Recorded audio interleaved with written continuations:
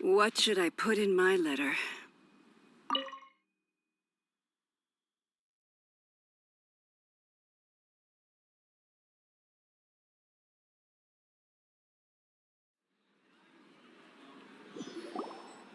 You call this cooperation between Harbingers? Cooperation involves communication, you know. Don't take it to heart, child. Besides, aren't you happy that you got to skip the formalities and bring chaos to the land? I'm sure you must have enjoyed that. Oh, it seems that some of your friends have arrived. Hey, it's Zhongli and Child. And you! You're also one of the Harbingers? It's you two. I believe we've met once before. In the city of Bards, was it? I'm glad you still remember my name. Ah, right. I imagine that it must have been rather hard to forget watching helplessly as something precious was snatched away from your friend.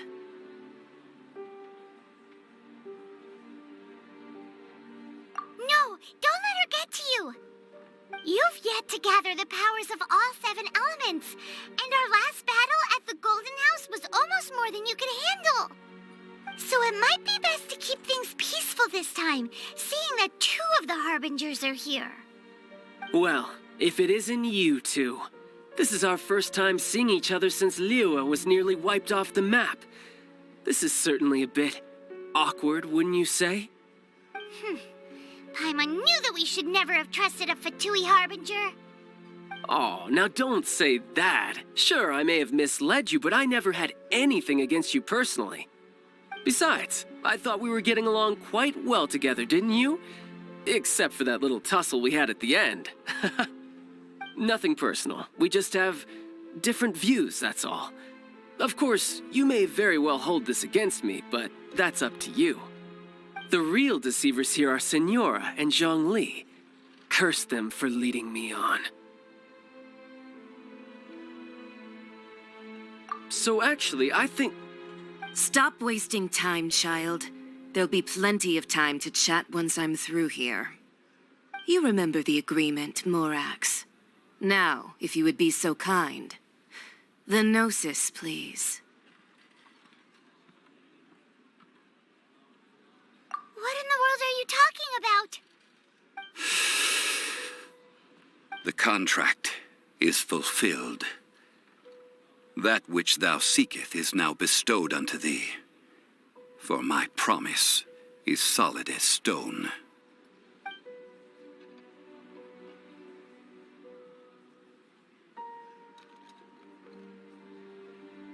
How sanctimonious.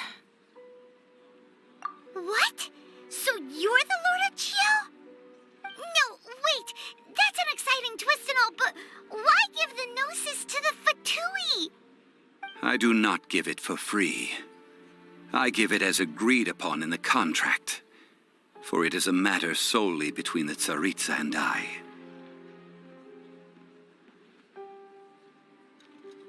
Yeah, you don't think you went a little bit too far with that whole fake death thing?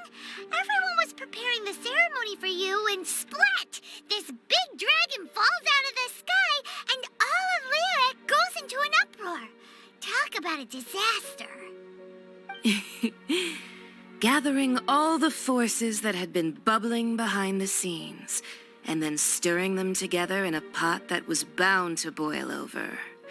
That's what he wanted to see, am I right? Wait, what? Perhaps it's best that I explain. As you know, I've dwelt upon this world for more than 6,000 years.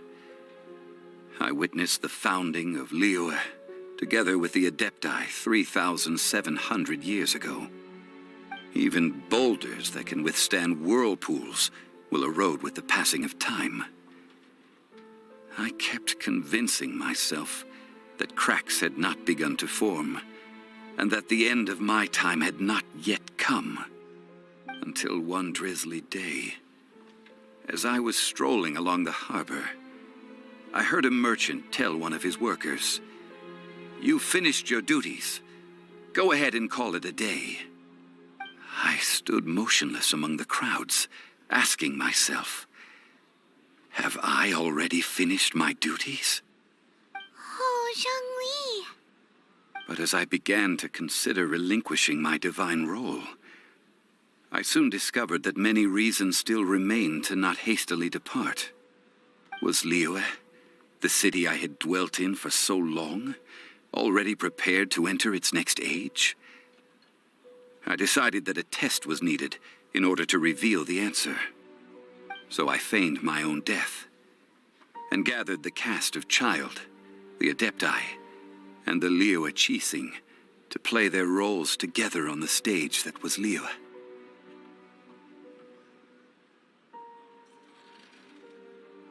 That's right, which is why I continued to safeguard the Gnosis until now. So you mean that if the chaos ever reached the point of no return, you would simply appear and use your divine powers to bring Liyue back under control? Of course, and it would have been all too easy for him, too. Just as a child quickly matures after losing their parents, so has Liyue matured when faced with the death of its deity. I was pleasantly surprised with the finale of the show that you all put on. Why, you even deserved an encore. The Adepti deserve the greatest applause, considering their years of seclusion. They hardly recognized the city, yet faced with such a crisis, they exerted the greatest amount of restraint. Not only did they manage to cooperate with the Qixing, but in the end, they even tried to understand the heart of the people. And hats off to the emissary dispatched by the Cryo-Archon to fulfill our contract, Signora.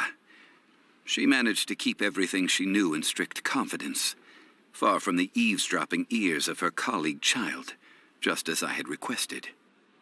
All the while, I carried on as Zhongli, and fulfilled the traditions of Liyue in this mortal form. Thank you for walking that path with me, Traveler. These things were all a part of my script. The only unforeseen plot twist was the conduct of the Liyue Qixing. I had expected them to do no more than the Adepti, to come to the defense of Liyue. But when all was said and done, they seized the opportunity to supplant Liyue as divine protectors, and used the subsequent power vacuum left by my death to quickly gain complete control of Liyue. Huh? That doesn't sound good at all. On the contrary, I think it is excellent. I had always feared that it was too soon for them to take over from me. And it was also that which I longed for the most. As such, this is the best parting gift anyone could have given this god of old. Hey, what about me? Doesn't anyone feel the least bit of remorse for deceiving me? You've practically kept me in the dark. I think that thanks would be more appropriate. You certainly played no small part in all of this, wreaking havoc and turning the city upside down. The Lord of Geo ought to thank you for your performance, if anything. If you hadn't created the pressure of a battle between mortals, Adepti, and a god, the lump of coal resting in the hands of the Geo-Archon, Liyue, would never have been able to become a dazzling diamond of a city. Huh? Just whose side are you on, mocking me like that? Are you itching for a fight? Be that as it may, you've come out of this as the hero of Liyue. I, on the other hand, will be forever prescribed as a disturber of the peace, no? Well then, with the Gnosis in my possession, I have no use for such idle chatter. We should return to Zapoljarny Palace and seek an audience with Her Majesty, the Tsaritsa. Come, Child. Fine. I'll meet you there later. I'm not sharing a boat with the likes of you. Do as you wish.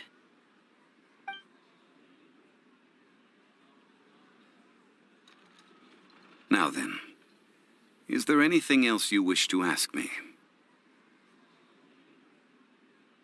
Right! As Zhongli always told us, a good trade is a fair trade. Paimon has no idea what could be a good trade for a Gnosis. Realistically speaking, There is no such thing. Huh? However, I am the god of contracts. For thousands of years, I have made countless contracts. If the deal was of no benefit, then I certainly would not be inclined to agree to it. My agreement with the Cryo Archon will be the last of my contracts as the Geo Archon. My contract to end all contracts. As for the bargaining chip that the Tsaritsa used to balance the scales, uncover that answer for yourself in your future journeys.